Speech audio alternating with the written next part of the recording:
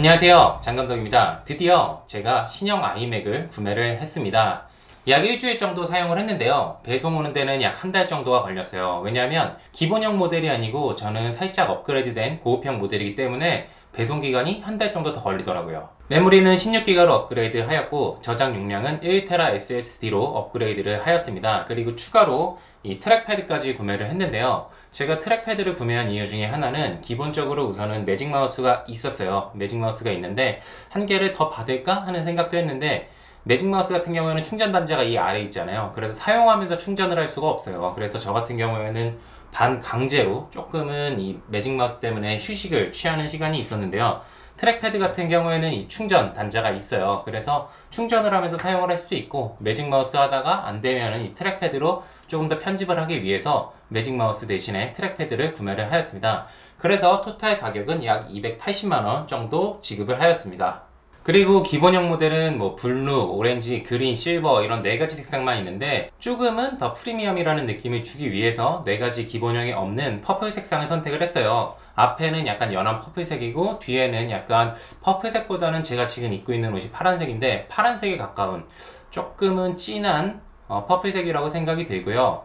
반면에 조금 아쉬운 점은 뒷면이 앞면보다 훨씬 예쁜데, 저 같은 경우에도 뒷면이 이제 이쪽 구석으로 배치가 되다 보니까 예쁜 부분들은 다 뒤에 벽 때문에 가려지고, 앞부분은 조금은 뭐 애플 로고도 없고 단순한 디자인이 제 앞면을 향한다는 게 조금은 디자인에서 아쉬운 것 같아요. 제가 이제 배송 오기 전에 많은 분들이 기본형을 리뷰하신 것들을 찾아봤는데, 많은 분들이 했었던 게 예쁘다 외에 24인치도 쓸만하다, 괜찮은 크기다 라는 리뷰들을 많이 보고서 저도 사실은 기대를 했었어요. 근데 제가 받아봤는데 24인치 솔직히 작아요. 저 같은 경우에는 맥북 프로 16인치를 사용을 했는데 16인치보다 진짜 조금 커진 느낌? 영상하고 사진 편집하고 이렇게 하기에는 조금은 아쉬운 애매한 사이즈인 것 같아요. 그래서 27인치나 30인치로 나왔으면 어땠을까 하는 아쉬움이 정말 많이 되더라고요. 그럼 많은 분들이 하반기에 성능도 더 좋아지고 그래서 아이맥 프로 27인치가 나오는 거 왜 기다리지 않았냐라고 생각하실 수도 있는데, 우선은 이거를 쓰다가 그게 정말로 좋고 마음에 들면은 이걸 중고로 팔고 그거를 구매를 해도 되는 거고, 아직 안 나온 제품 때문에 지금 필요한 제품을 구매를 미루는 거는 별로 좋지 않다라고 생각을 해서 저는 아이맥 24인치를 그대로 구매하게 되었습니다.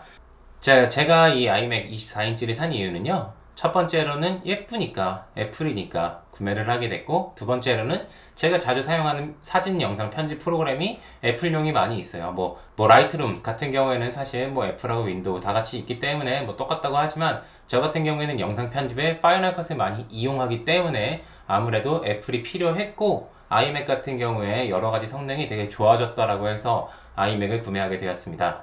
확실히 이게 360만원, 280만원인데 모니터도 확실히 디스플레이도 좋아졌고, 그리고 성능도 훨씬 뛰어나졌어요. 캐논의 8K 영상을 한번 플레이를 해봤어요. 맥북 프로 16인치 같은 경우에는 8K 영상이 원활하게 재생이 되지 않는 모습을 여러분들 보실 수가 있는데요, 신형 아이맥 같은 경우에는 약간의 버벅임은 있지만 영상 재생 시 8K가 원활하게 돌아가는 것을 볼 수가 있습니다.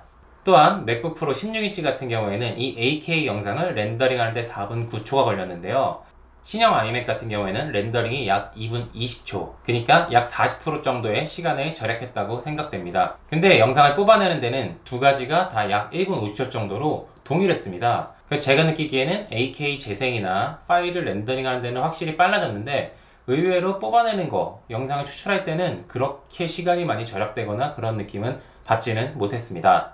그러다 보니까 뭔가 감정이 약간 복잡 미묘한 것 같아요. 영상 기계를 새로 사가지고 뭐 이게 빠르게 되니까 좋기도 한데, 또 내보내기 시간이 이게 비슷하다 보니까 기존의 맥북 프로도 되게 좋구나, 근데 왜 새로 산 게 안 좋지? 새로 산 게 더 좋기도 한데 기존 거보다 막 이러면서 되게 약간 복잡 미묘한 감정이 들더라고요. 그리고 많은 분들이 스피커 품질이 굉장히 업그레이드가 됐다고 하는데, 저 같은 경우에도 스피커 업그레이드가 굉장히 됐다고 생각이 들었어요.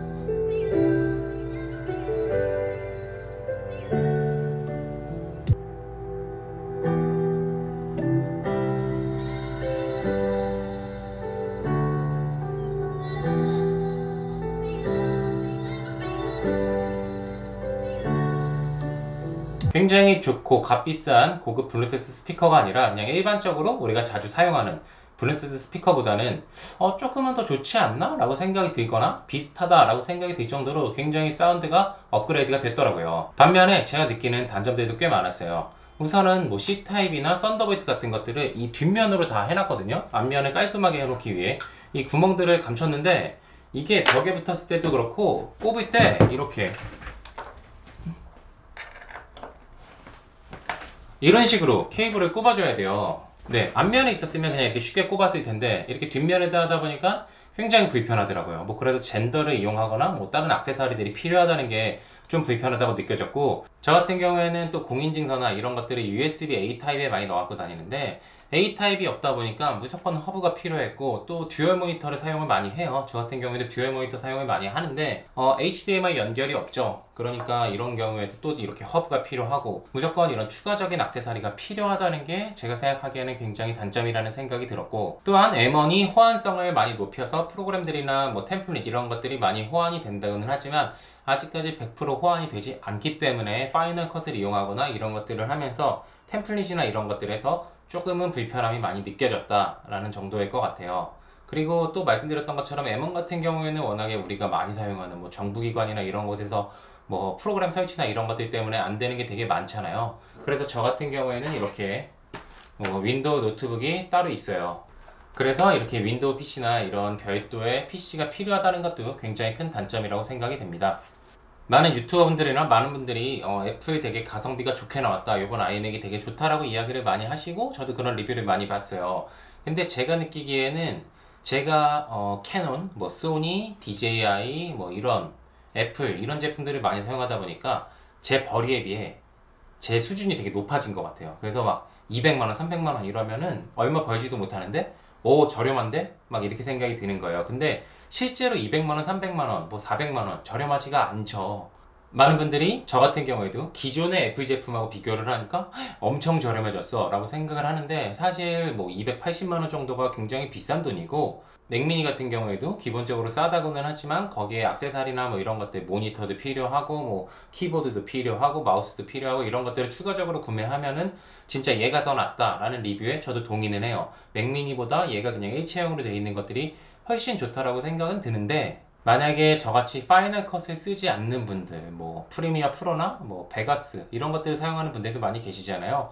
그래서 꼭 맥북에 있는 프로그램이 아니다, 맥북이 아니면 안 된다 라고 하는 거 아닌 분들은 저 같은 경우에는 한 280만원 이 돈으로 모니터도 뭐 훨씬 좋은 걸로 맞추고 뭐 성능들을 이렇게 저렇게 때려 박아서 조립을 해도 200만원이 안 넘을 거라고 생각이 들거든요. 그리고 200만원이 넘고 약 280만원 정도가 된다고 해도 이 아이맥보다는 성능이 훨씬 좋을 거라고 생각이 들어요. 그래서 제가 생각하기에는 꼭 파이널 컷이나 애플 뭐 이런 인테리어적인 것들 때문이 아니라면 일반 조립형 컴퓨터를 생각하시는 것도 굉장히 좋은 대안이라고 생각이 됩니다. 저는 최근에 조금은 운이 없는 게, 제가 DJI RS2를 샀을 때도 불량품에 당첨이 돼서 교환을 받았고, DJI FPV를 샀을 때도 고글 안에 그 LCD라고 해야 되나? 그게 깨져 있어서 누런 번진 영상이 있어가지고 교체를 받았는데, 이번에 아이맥 같은 경우에도 반품을 하게 됐어요. 물론 새로 바로 구매를 해가지고 똑같은 거를 그대로 구매해서 받을 거지만 약 2주 정도의 중간에 비는 시간이 생기더라고요. 애플은 불량이 안 날 줄 알았는데 이 점에 대해서 되게 아쉬운데, 어떤 점이 불량이었냐면은 아이맥을 처음에 받았는데 듀얼 모니터를 하기 위해서 HDMI를 꼽았어요. 그랬는데 안 되더라고요. HDMI가 화면이 안 나와요. 그래가지고 이제 아이맥, 애플에 연락을 해가지고 두세 번 넘게 조치를 받았는데 거기서 얘기를 하는 게, 이게 애플의 호환성이 떨어질 수가 있다 해가지고 이런 애플에서 보증하는 이런 HDMI를 연결하는 허브를 구매를 해라 라고 해서 이거를 추가로 구매를 했는데, 이거를 꼽아도 연결이 안 돼요. 그러다 보니까 듀얼 모니터로 사용을 할 수가 없더라고요. 그리고 외장하드가 수시로 연결이 끊겼어요. 그러다 보니까 이 허브 쪽, 이쪽에 썬더볼트 쪽, 이쪽이 좀 문제가 있다라고 생각이 들어서 교환 요청을 하게 되었습니다. 근데 애플의 장점 중에 하나는 14일 동안 무상으로 반품이 된다는 거예요. 묻지마 반품이 되기 때문에 이거 같은 경우에는 저 같은 경우에 신형을 받았는데 이렇게 된 거를 수리해서 쓸 필요가 없죠. 그래서 그냥 반품을 해버리면 돼요. 그래서 반품을 하기로 했고, 반품을 한 다음에 새로 구매를 한 게 7월 20일 날 도착 예정이 되어 있습니다. 그래서 7월 20일에 다시 받아서 사용을 할 예정이고요. 이런 점이 조금은 아쉽지만 그래도 무료 반품이 되니까 좋다 정도 되었어요. 오늘은 제가 아이맥 신형 24인치를 일주일 정도 사용한 거에 대해서 여러분들께 소개를 해드렸는데요. 앞으로도 계속 이 아이맥을 사용을 할 거고, 뭐 27인치가 더 좋게 나오면 당연히 27인치도 구매를 할 예정이에요. 그래서 앞으로 사진 영상 편집은 이 아이맥하고 함께 할 건데, 뭐 디스플레이도 좋아지고 이러다 보니까 조금 더 여러분들께 좋은 영상을 만들 수 있도록 노력을 할 거고요. 또 새롭게 사용을 하면서 뭐 이렇게 좀 이런 건 되게 좋았다, 이런 건 되게 안 좋다라고 변경되는 생각들이 있으면 여러분들께 공유할 수 있도록 하겠습니다. 오늘도 시청해주셔서 굉장히 감사하고요. 다음 시간에 더 좋은 컨텐츠, 더 좋은 내용으로 돌아올 수 있도록 하겠습니다. 오늘도 시청해주셔서 감사합니다.